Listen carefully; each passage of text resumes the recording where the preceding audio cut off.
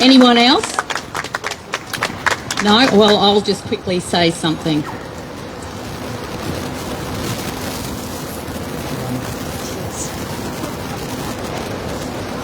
Today I'm going to speak about a crisis that governments refuse to name, a crisis that is real, predictable and preventable, sex-based discrimination through neglect. For decades, women fought and many suffered to secure the protections that allowed us to live with safety, privacy and dignity. Female-only shelters, female-only hospital wards, female-only sports, and female-only prisons. These were not symbolic gestures. These were life-saving safeguards built on hard reality. Women face risks and male violence overwhelmingly targets us. And yet in recent years, governments, both state and federal, have quietly dismantled these protections. Policies have been rewritten, definitions have been blurred, sex-based standards have been erased, all without consultation, all without evidence, and all without regard for women and girls who rely on these protections. This is not protection, this is abandonment. Women are being told our boundaries no longer matter, that our fears are irrelevant, that we are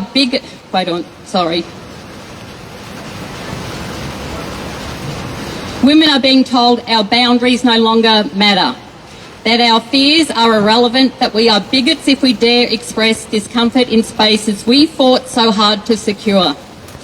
And when violence happens, and yes, it has happened, the government looks the other way. They refuse to admit their role. Australian women are protected as a sex class, but those protections are being ignored, watered down and overridden in practice.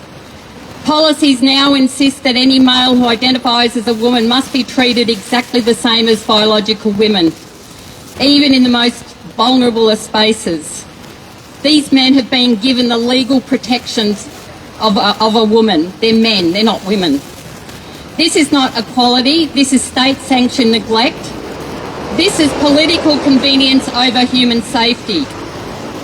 When predatory men exploit gender identity policies to enter women's shelters, changing rooms, prisons and crisis services, this is not inclusion.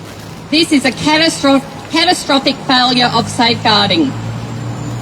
And let me give you a concrete example. In South Australia, female prisoners have been sexually assaulted and abused after a male offender identifying as a woman was placed in a women's prison. Women who have already survived trauma are forced into unsafe spaces. And this harm was entirely predictable, yet the government failed to act. These are not isolated incidents. They are the direct consequences of ignoring women as a sex class. When did it become acceptable for women to live in fear in the very spaces that were supposed to protect us? When did it become acceptable for governments to dismiss the safety of half the population as secondary to ideology? When did women's mental health, already strained by trauma, assault and equality, become expendable? Women are reporting anxiety, panic attacks, hypervigilance, withdrawal from sport and avoidance of public spaces. These are not abstract concerns. They are the predictable outcomes of policies that ignored biological reality. Both federal and state governments have a legal and moral obligation to protect women as a sex class. They are required to assess risk, consult with affected groups and safeguard vulnerable populations, and when they fail to do so and harm occurs, they must be held accountable. Ignoring women is not progress. Erasing sex in policy is not inclusion. Removing safeguards designed specifically to protect women from male violence is not equality, it is endangerment. We deserve policies that recognise biological reality, trauma histories and the unique dangers women face. We deserve female-only hospital wards, shelters, prisons and sporting categories. not because we are fragile, but because the risks we face are real. They're documented and unavoidable and avoidable. We deserve trauma-informed decision-making, not ideological shortcuts.